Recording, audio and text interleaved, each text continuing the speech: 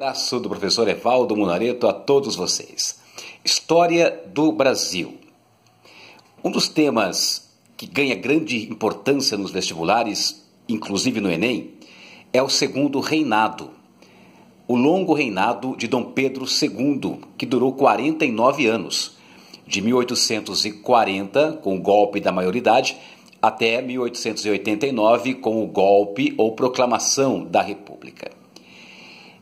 Tem um filme chamado Mauá, o Imperador e o Rei, onde o Paulo Betti interpreta o Barão de Mauá, que foi o principal empresário brasileiro lá do século XIX. Fica essa dica para vocês, Mauá, o Imperador e o Rei, que é um filme fundamental para entender aquela conjuntura histórica do Brasil no século XIX, sobretudo durante o segundo reinado.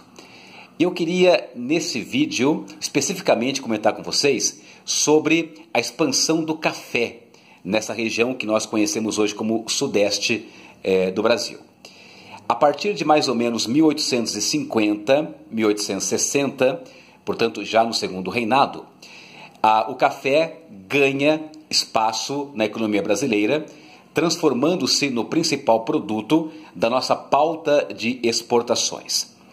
Lembrem-se que essa economia cafeeira desenvolveu-se aqui no Sudeste, como nós chamamos hoje, não é? São Paulo, Rio, Minas Gerais.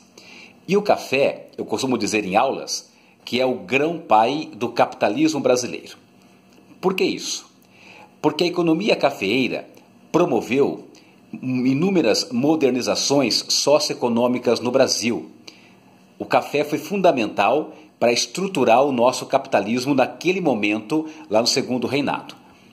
Para você, meu caro e minha cara, ter uma noção, deixa eu citar para vocês aqui as 5 principais modernizações que o café promoveu no Brasil lá do segundo reinado. Primeiro, a vinda de imigrantes europeus. Com a Lei Eusébio de Queiroz, promulgada em 1850, ficava abolida a entrada de novos escravos no Brasil. Portanto, a Lei Eusébio de Queiroz promoveu a abolição do tráfico negreiro para o Brasil. Cuidado, não a abolição da escravidão. Dentro do Brasil, a escravidão continua existindo. A Lei Eusébio de Queiroz abole o tráfico negreiro para o Brasil. Portanto, a opção que os cafeicultores tinham naquele momento, né, e estimularam, foi a vinda de imigrantes para o Brasil, sobretudo italianos. E com o passar do tempo, esses imigrantes foram se transformando em trabalhadores assalariados, não é? O que é fundamental para entender esse início do próprio capitalismo brasileiro no século XIX. Portanto, primeira modernização promovida pelo café, a vinda de imigrantes europeus para trabalhar nos cafezais aqui do Sudeste, sobretudo nos cafezais paulistas.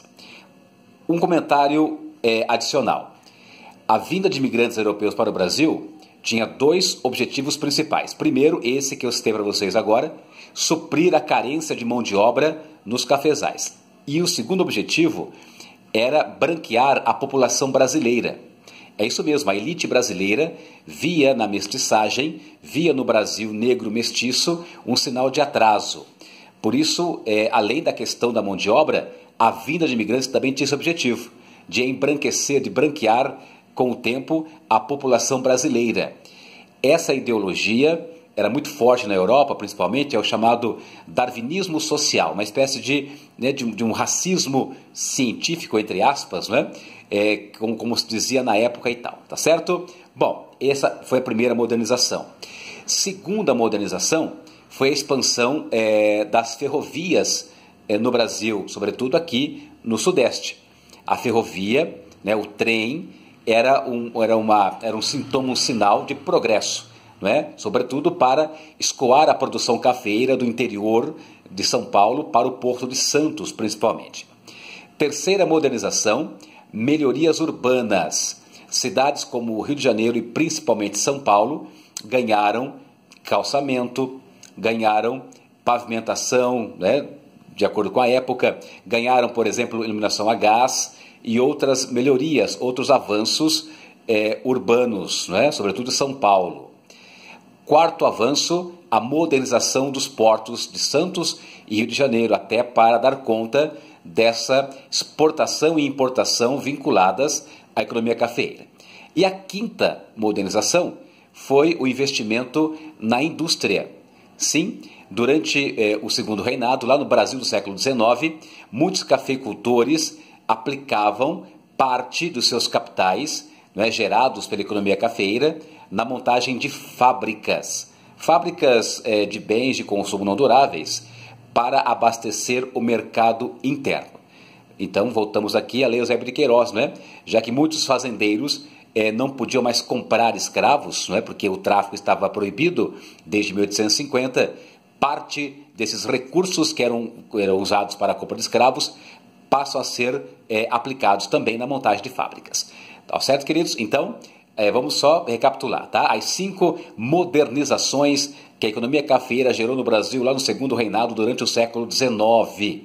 Entrada de imigrantes europeus, com o gradual assalariamento do trabalho. Expansão da malha ferroviária. Melhorias urbanas. Modernização dos portos, sobretudo o Porto de Santos. E expansão da indústria em várias cidades brasileiras, sobretudo São Paulo e algumas outras aqui do atual Sudeste brasileiro, tá certo? Café, o grão-pai do capitalismo brasileiro. Abraço pedagógico do professor Evaldo Munareto.